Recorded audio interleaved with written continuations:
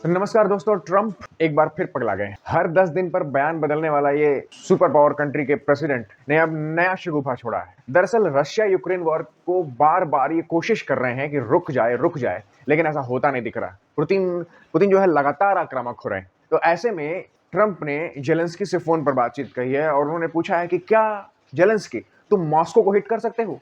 क्या तुम Saint Petersburg को हिट कर सकते हो? तो जेलेंस्की ने कहा, क्यों नहीं, अगर आप हमें वेपन देंगे हम डायरेक्टली हिट करेंगे। ये स्टेटमेंट क्यों आई है? ये स्टेटमेंट इन्होंने रशिया पर दबाव बनाने के लिए कही है कि रशिया मान नहीं रहा, अब हम सीधा रशिया पर अटैक करेंगे। अगर पिछले 3 डेकेड में देखा जाए, यूएसए ने कभी रशिया के साथ 1-to-1 फ्रंट पर लड़ाई नहीं लड़ी। वियतनाम हो, अफगानिस्तान हो, सीरिया हो और या फिर यूक्रेन, हमेशा एक दूसरी कंट्री को इन्होंने बतौर वेपन इस्तेमाल किया है। और अब ट्रंप फिर से अपनी चाल छोड़ करके बाइडेन की चाल अपनाने लगे। हालांकि ये पर्सन अनस्टेबल माइंडसेट का पर्सन है। हर 10 दिन पर इनके बयान बदलते हैं। इन्होंने जब ये कहा कि हम वेपन प्रोवाइड करेंगे यूक्रेन को ताकि वो हिट करे रशिया को, फिर उसके कुछ दिन बाद इनका बयान आया, नहीं 50 दिन का टाइम हम देते हैं। अगर 50 दिन में रशिया ये वॉर नहीं रोकता है, कोई डील साइन नहीं होती है, तो फिर हम अटैक करेंगे। 50 दिन ट्रंप साहब, 50 दिन बहुत होते हैं। इतने में पुतिन मार मार कर तुम्बा बना देगा यूक्रेन का। अभी तो इतने ड्रोन्स अटैक हो रहे हैं यूक्रेन में कि यूक्रेन की हालत खराब है। ऑलरेडी एक बड़ा हिस्सा रशिया कब्जा चुका है और 3-4 गांव उसने कब्जा लिए। 50 दिन में तो वो अपने आप को इस पोजीशन पर लाने की पूरी कोशिश करेंगे, जब टेबल पर बात आए तो वो अच्छा नेगोशिएशन कर सके। आप इंटेंसिटी घटा नहीं रहे हैं, इंटेंसिटी बढ़ा रहे हैं। तो ये तो ट्रंप की बात हो गई। अब आते हैं ये मिस्टर रुट पर।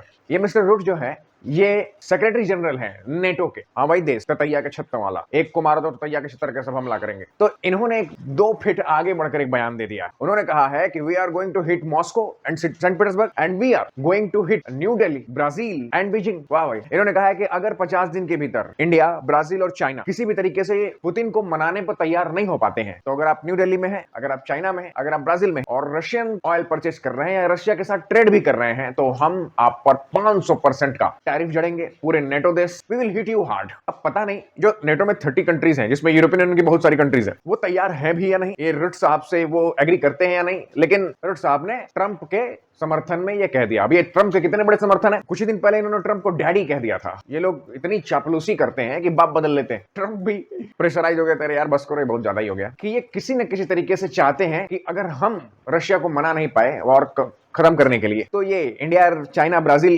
कैसे भी करके प्रेशराइज करे। हम क्यों करें भाई? आपने कभी सीरियस कोशिश ही नहीं करी। ट्रंप को अगर सीरियस कोशिश करनी थी तो एक टेबल पर पुतिन को और जेलेंस्की को दोनों को आमने सामने बैठा करके नेगोशिएशन करना चाहिए था।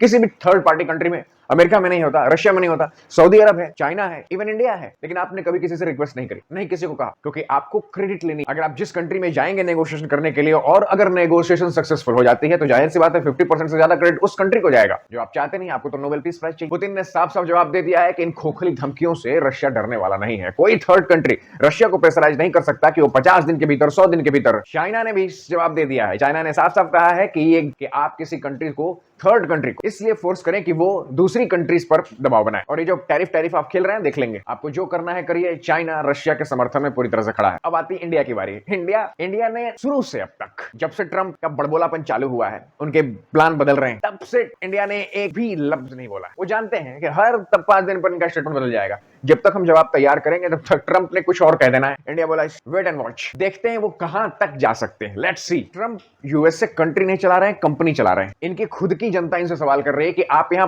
पीस के वादे पर आए थे कि आप सब जगह पीस कर देंगे, और अब आप फिर से बाइडेन की पॉलिसी को अपना रहे हैं, यूक्रेन को वेपन्स प्रोवाइड कर रहे हैं। अभी हाल ही में खबर ये आई है। खबर क्या है? ट्रंप ने अपने मुंह से कहा है कि उनकी जो पॉलिसी शिफ्ट हुई है, आपने देखा होगा पहले स्टार्ट में ये जो ट्रंप थे वो पुतिन को बहुत भाई भाई करते थे, उसके चक्कर में उन्होंने जेलेंस्की को बहुत बुरा भला भी कहा था। लेकिन अब उनके सुर बदल गए। तो सुर बदलने के पीछे क्या रीजन है? तो उनकी वाइफ मेलानिया ट्रंप, उन्होंने कहा कि मैं अपने मेलानिया ट्रंप से कहा कि मैंने ऐसी ऐसी बातें करी हैं। तो उन्होंने कहा कि ओह, आप बात कर रहे हैं, वो यूक्रेन को मार रहे हैं। मतलब वो भी एक की प्लेयर है भाई इसमें। एक तो वैसे ही वो मेंटली अनस्टेबल पर्सन है, ऊपर से उनकी वाइफ इनको मैनिपुलेट कर रही है। फॉरेन पॉलिसी में क्या ये सब बातें कही जाती? अगर करते भी हैं तो आपको चुप रहना चाहिए था। बट ट्रंप बोलते हैं, सिर्फ बोलते हैं। उनका काम है बोलना। उनको लगता है कि उनके बोलने से स्टॉक मार्केट ऊपर नीचे हो जाती है। एक बार हुई, 2 बार हुई, 3 बार हुई, हर बार नहीं होगी। कंपनीज ने रिएक्शन देना छोड़ दिया है। एलोन मस्क को उन्होंने भाई भाई कहा था, उनके पैसे पर चुनाव लड़े और जीतने के बाद एलोन मस्क को किनारे कर दिया। ये रुट साहब जो इनको अपना डैडी डैडी बोलते चल रहे हैं, क्या लगता है अगर कुछ दिन में डील हो जाती है इंडिया के साथ या मान लीजिए रशिया के साथ, तो कल को ये इनको ही बोल देंगे कि कौन है, भगाओ उसको यहाँ से। तो इंडिया का रिएक्शन कुछ नहीं आने वाला। चाइना ने अपना रिएक्शन दे दिया है, रशिया ने भी अपना रिएक्शन दे दिया। ऐसे ही हमारे पास 25,000 से ऊपर सैंक्शन लगे हुए हैं। क्या उखाड़ लिया तुमने आज तक? बाइडेन ने भी सैंक्शन लगाया, क्या उखाड़ लिया? आप भी सैंक्शन लगा उखाड़ लो जो उखाड़ना है। तो कुछ नहीं होने वाला। लेट्स सी अगला बयान क्या बदलते हैं ट्रंप।